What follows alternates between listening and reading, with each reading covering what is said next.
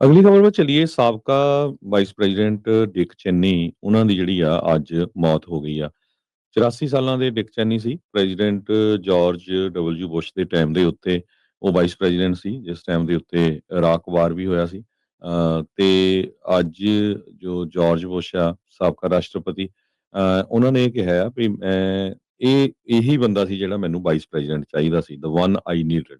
Dick Cheney ਉਹਨਾਂ ਦੀ ਮੌਤ, ਉਹਨਾਂ ਦਾ ਜੋ ਨਿਮੋਨੀਆ ਹੋਇਆ ਸੀ ਉਹਦੀਆਂ ਕੰਪਲਿਕੇਸ਼ਨਸ ਕਰਕੇ, ਤੇ ਕਾਰਡਿਕ ਤੇ ਵਸਕੂਲਰ ਡਿਸੀਜ਼ ਕਰਕੇ ਉਹਦੀ ਜਿਹੜੀ ਮੌਤ ਆ ਹੋਈ ਹੈਗੀ ਆ। ਜੀ, ਸੋ ਜਿਹੜੇ ਵਾਈਸ ਪ੍ਰੈਜ਼ੀਡੈਂਟ ਡਿਕ ਚੈਨੀ ਕਾਫੀ ਫੇਮਸ ਜਾਂ ਇਨਫੇਮਸ ਦੋਨੋਂ ਹੀ ਤਰੀਕੇ ਦੇ ਨਾਲ ਉਹ ਰਹੇ ਨੇ। ਮੋਸਟ ਪਾਵਰਫੁਲ ਇੱਕ ਵਾਈਸ ਪ੍ਰੈਜ਼ੀਡੈਂਟ ਦੇ ਤੌਰ ਦੇ ਉੱਤੇ ਜਿਹੜੇ ਉਹ ਜਾਣੇ ਜਾਂਦੇ ਆ। ਇਹ ਡਿਫੈਂਸ ਸਕੱਤਰ ਵੀ ਰਹੇ ਆ, ਕਾਂਗਰਸਮੈਨ ਵੀ ਜਿਹੜੇ ਉਹ ਰਹੇ ਆ।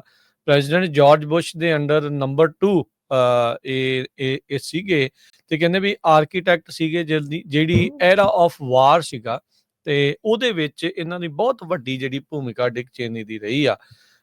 ਯੂ ਲਾਈਕ ਹਿਮ ਔਰ ਨਾਟ, ਬਟ ਇਹਦਾ ਨਾਮ ਜਿਹੜਾ ਆ ਅਮਰੀਕਾ ਦੇ ਇਤਿਹਾਸ ਦੇ ਵਿੱਚ ਕਿਸੇ ਨਾ ਕਿਸੇ ਰੰਗ ਦੇ ਅੱਖਰਾਂ ਦੇ ਵਿੱਚ ਜਿਹੜਾ ਉਹ ਜ਼ਰੂਰ ਲਿਖਿਆ ਹੀ ਜਿਹੜਾ ਉਹ ਜਾਣਾ ਆ। ਸੋ ਦੋਨੋਂ ਵਾਰ ਜਦੋਂ ਬੁਸ਼ ਪ੍ਰੈਜ਼ੀਡੈਂਟ ਬਣੇ ਆ ਤੇ ਇਹਨਾਂ ਦੇ ਸਕਸੈਸਫੁਲ ਕੈਂਪੇਨਸ ਦੇ ਵਿੱਚ ਰਨਿੰਗ ਮੇਟ ਦੇ ਉੱਤੇ ਨਾਲ ਜਿਹੜੇ ਆ ਉਹ ਰਹੇ ਆ। ਇਰਾਕ ਵਾਰ ਦੇ ਵਿੱਚ ਹਰਜੋਤ ਸਿੰਘ ਜੀ, ਤੁਸੀਂ ਤੇ ਉਸ ਟਾਈਮ ਇੱਥੇ ਸੀਗੇ, ਤੇ ਡਿਕ ਚੇਨੀ ਦਾ ਕਾਫੀ ਜਿਹੜਾ ਉਹ ਨਾਮ ਸੀਗਾ, ਨਾਲ ਰਮਸਫੀਲਡ ਹੁਣੀ ਬਹੁਤ ਸਾਰੇ ਜਿਹੜੇ ਸੀਗੇ ਵੈਪਨਸ ਆਫ ਮਾਸ ਡਿਸਟਰਕਸ਼ਨ, ਕਿੰਨਾ ਕੁਛ ਜਿਹੜੀਆਂ ਇਦਾਂ ਦੀਆਂ ਚੀਜ਼ਾਂ ਜਿਹੜੀਆਂ ਆ ਉਹ ਸਾਹਮਣੇ ਆਈਆਂ ਸੀ। ਆਈ ਥਿੰਕ ਇੱਕ ਵਾਰੀ ਇਹਨਾਂ ਦੇ ਕੋਲੋਂ ਗੋਲੀ ਵੀ ਜਿਹੜੀ ਆ ਉਹ ਕਿਸੇ ਆਪਣੇ ਹੀ ਸਾਥੀ ਦੇ ਕਿਸੇ ਦੇ ਜਿਹੜੀ ਉਹ ਲੱਗ ਗਈ ਸੀ।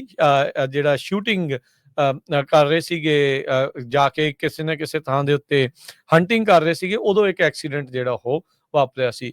ਇਹ 2010 ਤੱਕ ਇਹਨਾਂ ਨੂੰ 5 ਹਾਰਟ ਅਟੈਕ ਆ ਚੁੱਕੇ ਸੀਗੇ, ਤੇ ਆਪਣੀ ਹਾਰਟ ਬੀਟ ਨੂੰ ਰੈਗੂਲੇਟ ਕਰਨ ਦੇ ਲਈ ਇਹਨਾਂ ਨੇ ਜਿਹੜਾ ਪੇਸਮੇਕਰ ਆ ਉਹ 2001 ਤੋਂ ਜਿਹੜਾ ਉਹ ਪਾਇਆ ਹੋਇਆ ਸੀਗਾ। ਸੋ ਜੀ, ਅੱਜ ਸੋ ਤੁਸੀਂ ਦੇਖੋ ਜੀ ਵੀ ਪੂਰੀ ਲਾਈਫ ਰਿਪਬਲਿਕਨ ਰਹਿਣ ਵਾਲੇ, 2 ਟਾਈਮ ਵਾਈਸ ਪ੍ਰੈਜ਼ੀਡੈਂਟ ਬਣਨ ਵਾਲੇ, ਤੇ ਉਸ ਤੋਂ ਬਿਨਾਂ ਜਿਹੜੇ ਕਾਂਗਰਸਮੈਨ ਰਹਿਣ ਵਾਲੇ ਡਿਕ ਚੇਨੀ, ਉਹਨਾਂ ਨੇ ਜਦੋਂ ਇਸ ਵਾਰ ਇਲੈਕਸ਼ਨ ਹੋਈਆਂ ਸੀਆਂ, ਓਪਨਲੀ ਕਿਹਾ ਸੀ ਵੀ ਮੈਂ ਕਮਲਾ ਹੈਰਿਸ ਨੂੰ ਵੋਟ ਪਾਉਣ ਜਾ ਰਿਹਾ ਆ। Yeah. ਇਹ ਉਹਨਾਂ ਦੀ ਜਿਹੜੀ ਡਾਟਰ ਆ ਲਿਜ਼ ਚੇਨੀ, ਉਹਨੇ ਦੱਸਿਆ ਸੀ। ਲਿਜ਼ ਚੇਨੀ ਜਿਹੜੀ ਆ ਉਹ ਪੂਰੇ ਪ੍ਰੈਜ਼ੀਡੈਂਟ ਡੋਨਾਲਡ ਟਰੰਪ ਦੇ ਉਲਟ ਪੂਰਾ ਜਿਹੜਾ ਉਹਨਾਂ ਨਾਲ ਆਪਾਂ ਕਹਿੰਦੇ ਆ ਵੀ ਵਿਰੋਧ ਅੜਿੱਕਾ ਲੈਂਦੀ ਹੈਗੀ ਆ, ਐਕਸਪੋਜ਼ ਵੀ ਕਰਦੀ ਆ ਜਿੱਥੇ ਕਿਤੇ ਗਲਤੀ ਹੁੰਦੀ ਆ।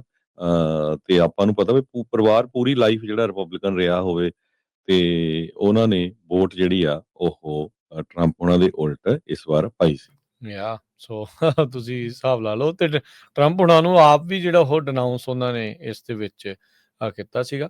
ਸੋ ਜਿੱਦਾਂ ਤੁਸੀਂ ਦੱਸਿਆ ਵੀ ਬਿਮਾਰੀ ਦੇ ਚੱਲਦਿਆਂ ਇਵੈਂਚੁਅਲੀ ਜਿਹੜੀ ਆ ਸਾਬਕਾ ਉਪ ਰਾਸ਼ਟਰਪਤੀ ਡਿਕ ਚੇਨੀ ਦੀ ਜਿਹੜੀ ਉਹ ਮੌਤ ਹੋ ਗਈ। ਜੀ।